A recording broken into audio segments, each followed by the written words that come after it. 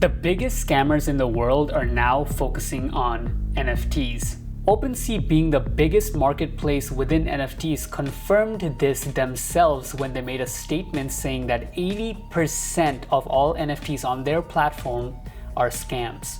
Today I'm going to show you how some of the biggest NFT scams work and how some scammers are still making millions of dollars every single day out of this industry. Whether you are in this space or not, I'm sure you have heard about at least some of the top celebrity scams, such as when Logan Paul tried to convince his followers that he spent over $1 million making these kind of photoshopped pictures. Or when Lana Rhodes came out and made a statement about how her rug pulling is okay because the world is suffering from Ukraine. But what you might have not known is that celebrity scams are just cream of the crop, these small minor percentage that exceeds to the rest of the world. But what's happening in the NFT space itself goes on 24/7. Starting off with Discord hacks. Being the #1 platform for NFT community communications, it's high on the list to be targeted by scammers. When the projects have done their marketing, a lot of their groundwork, and all the users are in Discord getting ready to take out their wallets to pay for this upcoming NFT, it is primed to get hit by hackers, where they can easily take advantage of this hype by simply hacking the Discord and putting their own link where everybody's going to be jumping in, FOMOing in, and buying out the project, and they can just run away with the money. But that technique is a little outdated in today's terms. For 2022, the upgraded form of this scam is after you have spent your hard-earned money, which has gone nowhere, the MetaMask is going to prompt another access for you to sign off on, which will actually give the hacker the access to all your NFTs, your entire portfolio. Also known as signing your life away, because they will be able to not only take out all the NFTs you own in your portfolio, but all the money and ETH you have in your wallet as well. Moving on to give me money or else scams. This is where the scammer basically sends a recording of himself going through your wallet, your NFTs, and even shows you that he has the ability to accept offers on behalf of you. They are able to do this because Opensea is essentially a user interface. It's not a database they're signing into. They're able to just use a different wallet and showcase that they have the access to maneuver through that wallet. However, they do not have the power or ability to sign off transactions, transfer, buy, purchase, or anything like that.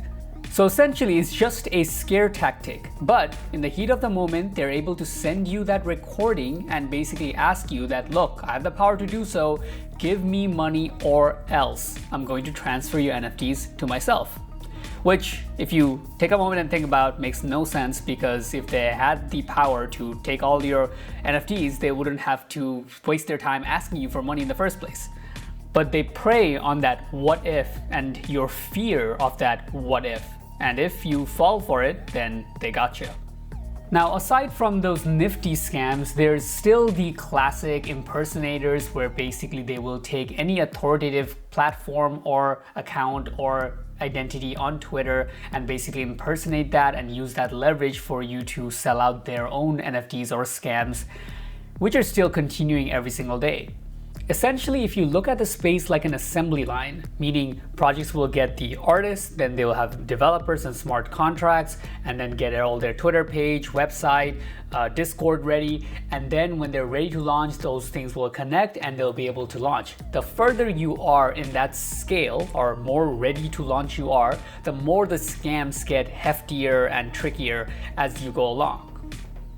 But having that said, some of the types of scams that are becoming more common in 2022 compared to 2021 are the ones where they get really hurting even the people within the project side of things. For example, it is becoming more common where a project will have a well-known artist or relatively very good skill-wise good artist, and they will start working for the project. But after they have built the marketing and shown everybody that that artist is behind this project, they can just kind of kick them out and put them at hold and do everything they want from there on, whether it be scamming the entire project, rugging it, and running away with the people's money. And the threat to the artist will be that if you are speak out or anything, they will not receive any of the funds for their work that they did. This puts artists in a tough spot, especially they are new to this space in terms of doing their NFT projects or collaborations.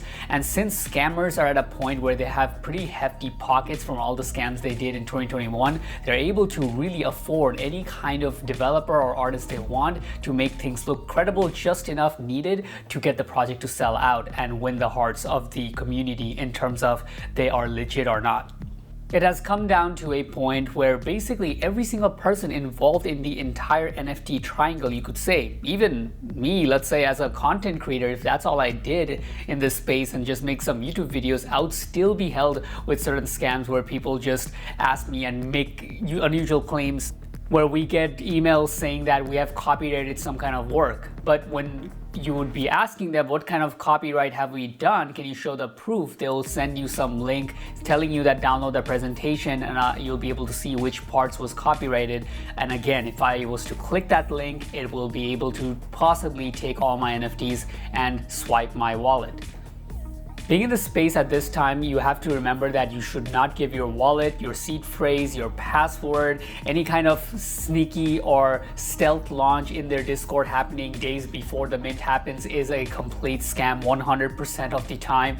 And more importantly, don't sign off wallets with your MetaMask without looking at closely exactly what you're signing.